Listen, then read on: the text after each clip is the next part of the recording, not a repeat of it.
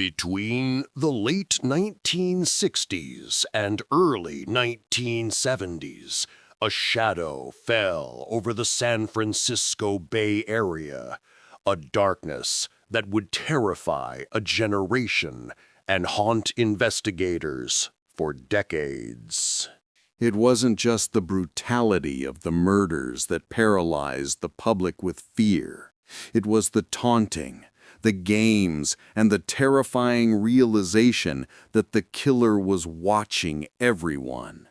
He called himself the Zodiac, a name that would become synonymous with unsolved evil, leaving behind a trail of cryptic ciphers and cold bodies.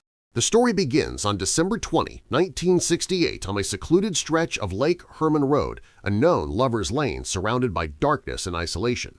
High school students David Faraday and Betty Lou Jensen were just looking for some privacy when another car pulled up behind them, effectively trapping them in the dark. What happened next was a cold-blooded execution that left both teenagers dead and police with absolutely no leads, no witnesses, and no motive. For 6 months, the case went cold, until the killer struck again at Blue Rock Springs Park, just a few miles away from the first crime scene. Darlene Ferrin and Michael Mageau were shot while sitting in their car, but this time the killer did something unexpected. He called the police to brag about it. The dispatcher heard a calm, low voice say, "I want to report a double murder. If you go 1 mile east on Columbus Parkway, you will find kids in a brown car." He ended the call with a sentence that chilled the dispatcher to the bone. "I also killed those kids last year. Goodbye." This call connected the two attacks and marked the beginning of the Zodiac's reign of terror. But his most bizarre and terrifying appearance was yet to come.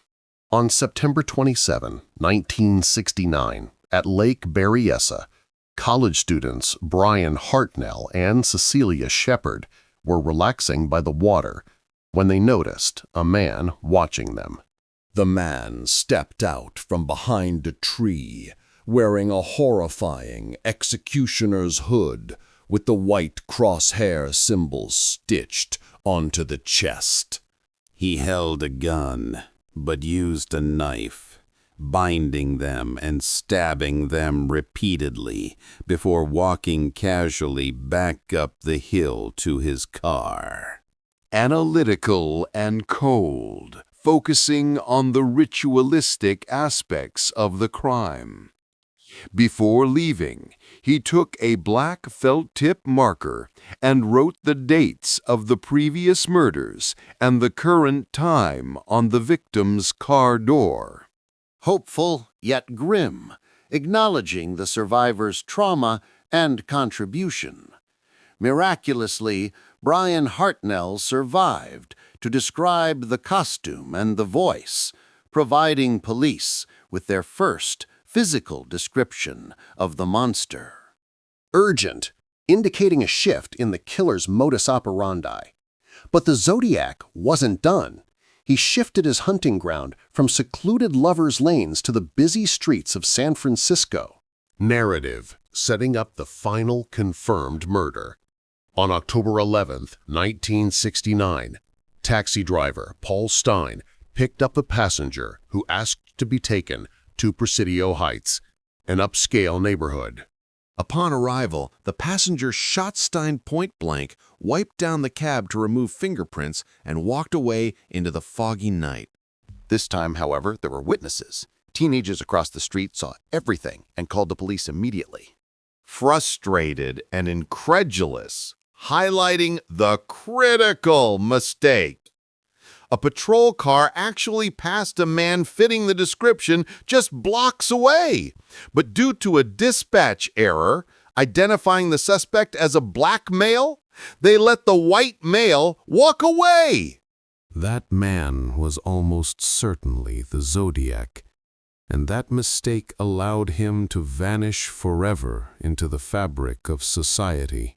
Informative and intriguing, shifting to the investigation phase.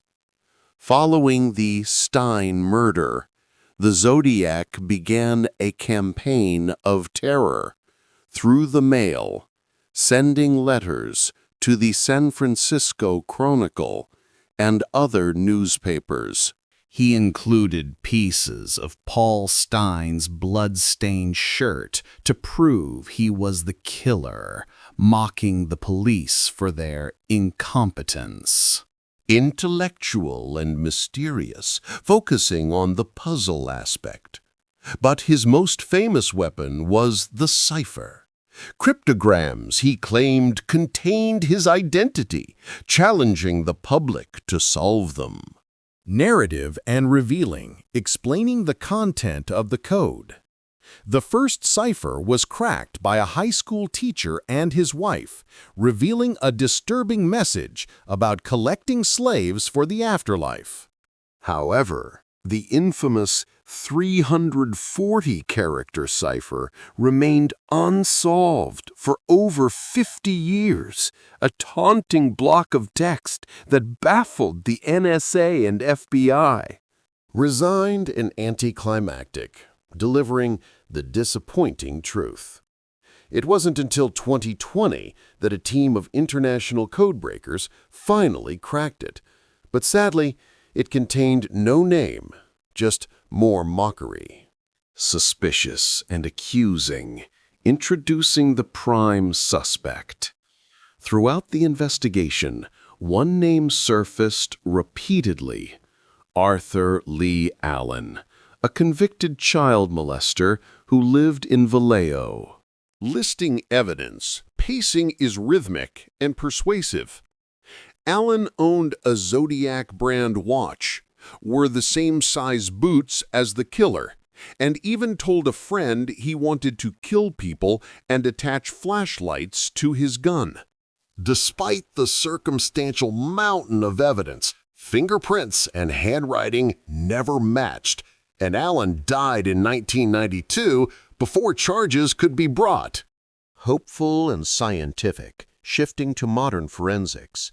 In the decades since, DNA technology has advanced, leading to hopes that a profile could be built from saliva on the stamps or envelopes. Yet the samples have been too degraded or inconclusive to provide a definitive match, leaving the case in a perpetual state of limbo. Other suspects have been proposed, from Earl Van Best Jr. to Richard Gaikowski, but none have fit the puzzle pieces perfectly. The Zodiac killer claimed to have killed 37 people, though police only confirmed 5 deaths and 2 injuries. She threatened to blow up a school bus, sent maps with bomb locations that were never found, and terrified a nation before simply stopping. Why did he stop? Did he die? Did he get incarcerated for another crime? Or did he simply blend back into the crowd, living a normal life? Today, the case remains open in Riverside, Napa, and Solano counties, as well as the city of San Francisco. The Zodiac has become a phantom of pop culture, inspiring movies like Dirty Harry and David Fincher's Zodiac, keeping the mystery alive. But for the families of the victims, this isn't a movie or a puzzle. It is a wound that has never been allowed to heal. Amateur sleuths continue to pore over the ciphers and the files, convinced that one small detail has been overlooked. Perhaps the answer lies in a dusty box in a basement somewhere, or in a DNA database waiting for a familial match. Until then, the Zodiac remains the ultimate boogeyman of American crime history, the one who got away.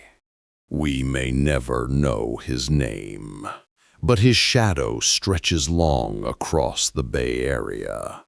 A reminder that sometimes Evil wears a mask. And sometimes the bad guy wins. This has been a look into the Zodiac Killer Files. If you want to see more unsolved mysteries, make sure to follow.